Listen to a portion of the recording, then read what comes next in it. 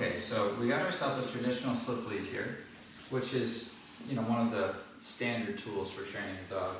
Okay, Buck, as I'm aware, doesn't like to be told where to go on the leash.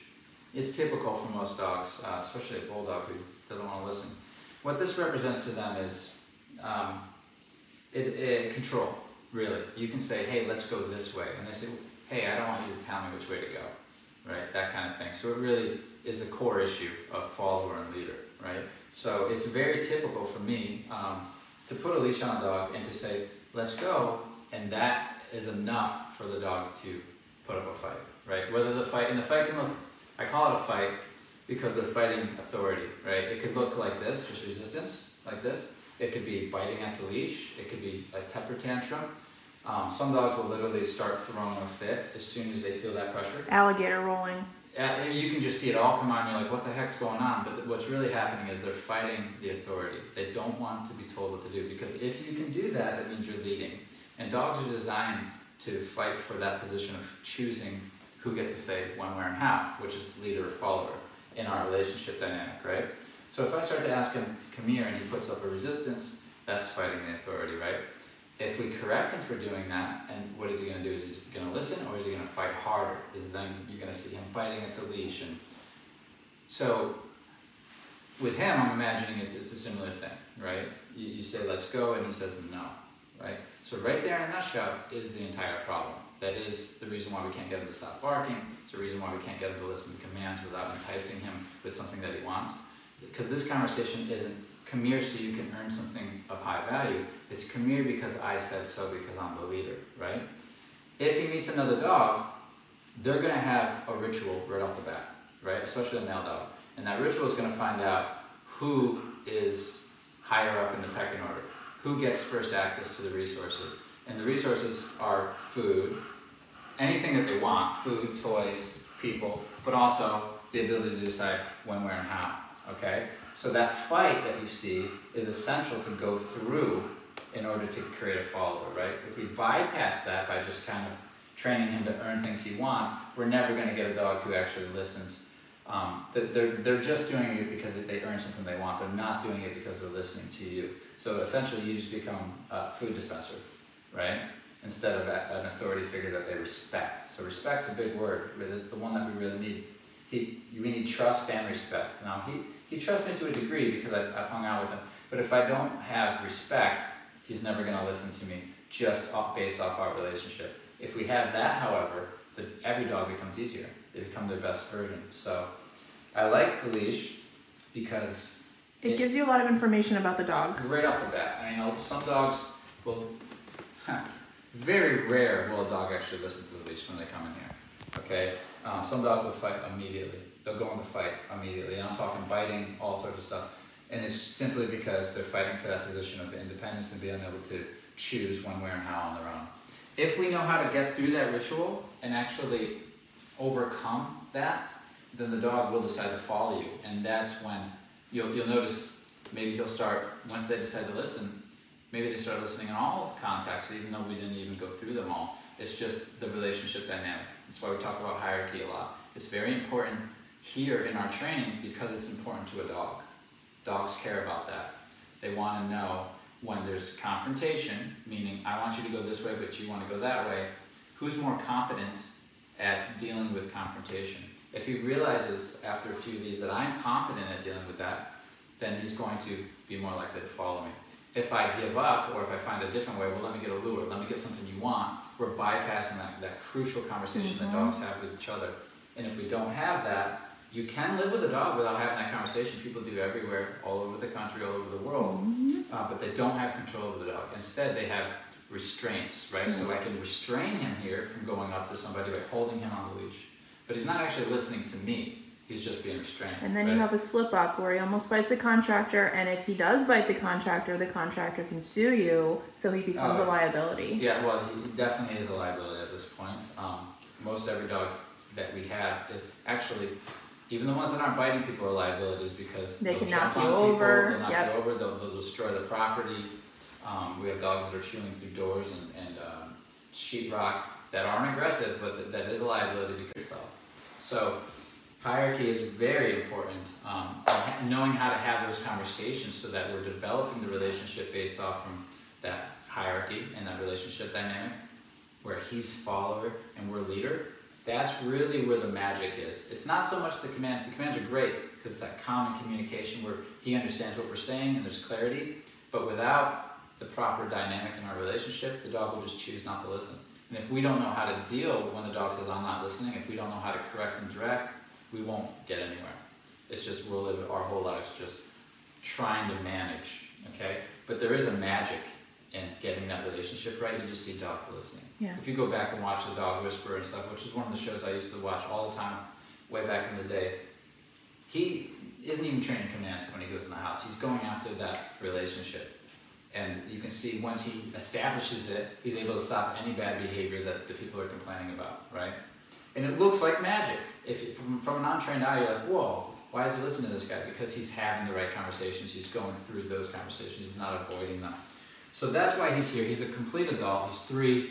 He's used to not listening. I'm going to see what he does now that I've been working with him here for a few minutes with a little bit of guidance on the leash.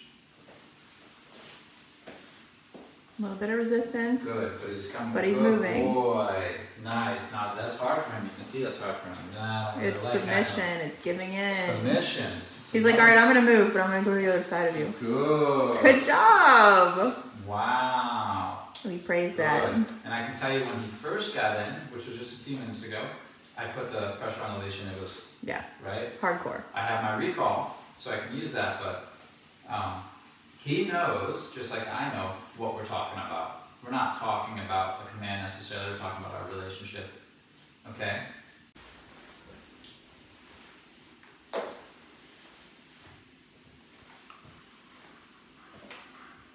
Start with the pant. Because he knows his choices now have either consequences or praise. Yes. There's reactions to his choices. We've never been in a situation with him, but because our relationship's changing, his response to the environment's going to change. That's the magic of it. That's why it looks like magic of, oh, he's not doing it. It's because I already had hierarchical conversations with him before we let the dog in. Stay.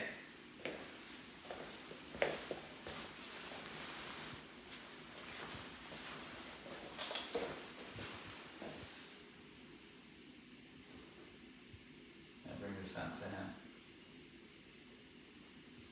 You really got to get it close to his nose. You do. Yes.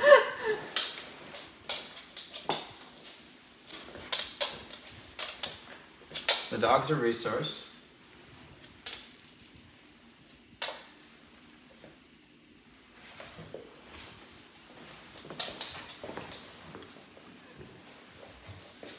Buck. Buck. Hello. Buck. Buck. Break. Nice.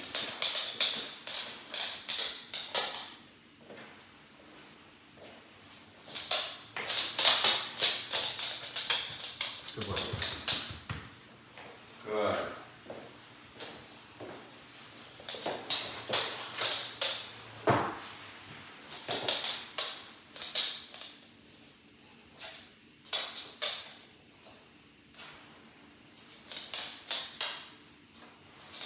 Riggins is not too concerned. No, we know Riggins. We've seen Riggins concerned, and this is not him concerned. Free.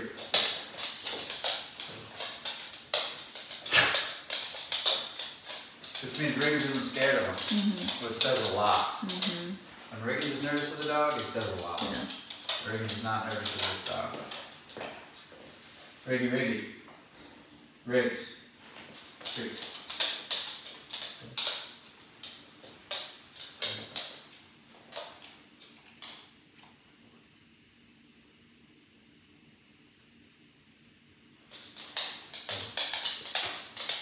Good. They're talking. Yes, they are. Riggs knows what he's not allowed to do. That was quite a stare he gave him. Oh yeah. See the mouth close? Mm-hmm. Loading, loading, loading. Good. Oh, Buck, you got a journey to go through here to become a follower and a good companion. But I see it in there. Okay, Buck, come. That's my boy. That's my boy. Yes, that's it. You little nugget. He is like a little nugget. And it starts over again. Remember, he's got to come and stay. Come here, Buck. That's it, baby. Good. That's good.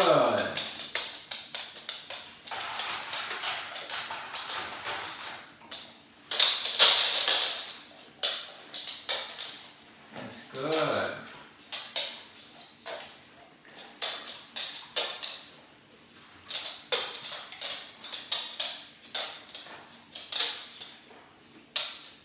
That's good.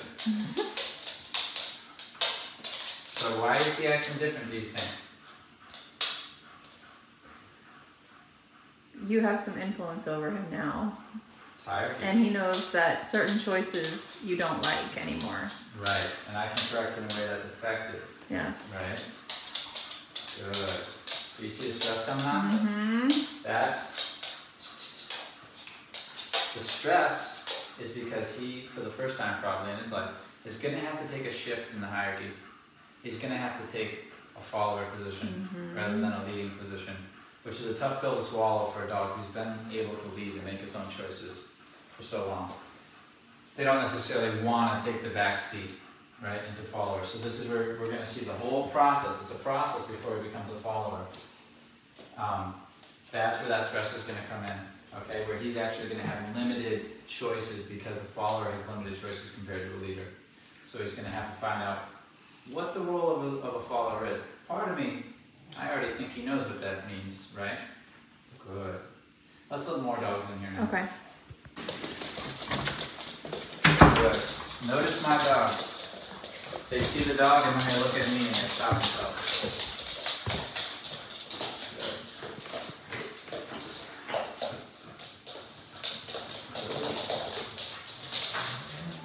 So look, the dogs, the me, the new dog. They all want to go up on him because he's new. Izzy came in, she's seen the new dog, she stopped herself to look at me. That's a follower. It could be a person too, it could be a contractor, right? Three. Three.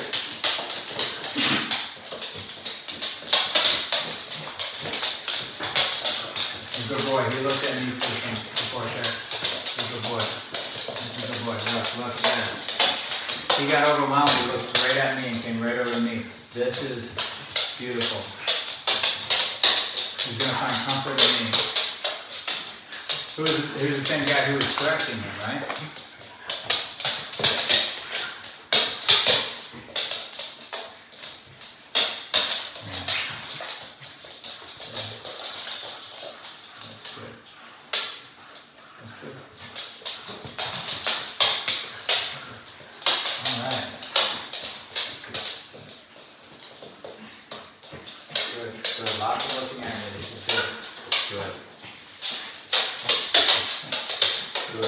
Whenever he's concerned, he looks at me. This is a beautiful sign.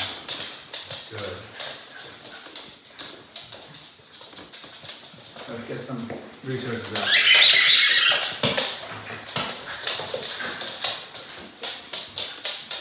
Good, good, good. Good. Look at you. Look at you. Look at you. Good. All right. That's good. Very good. Very nice.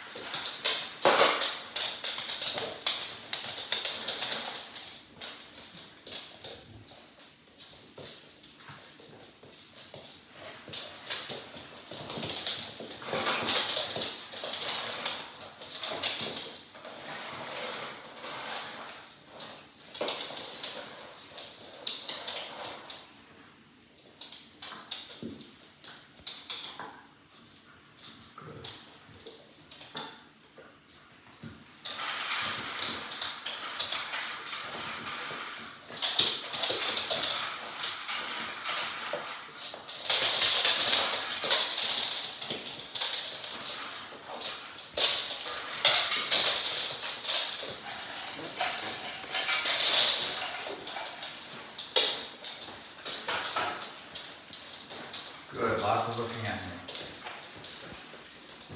Okay. Okay. We've achieved what we want to here. He sees me as a safe spot, but he also respects me. So this is a nice introduction. Good.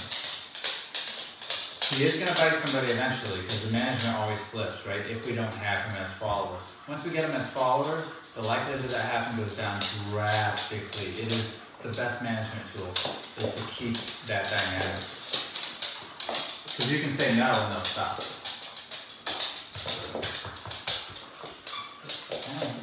Very nice. Alright, I guess we're going to get him in the kennel.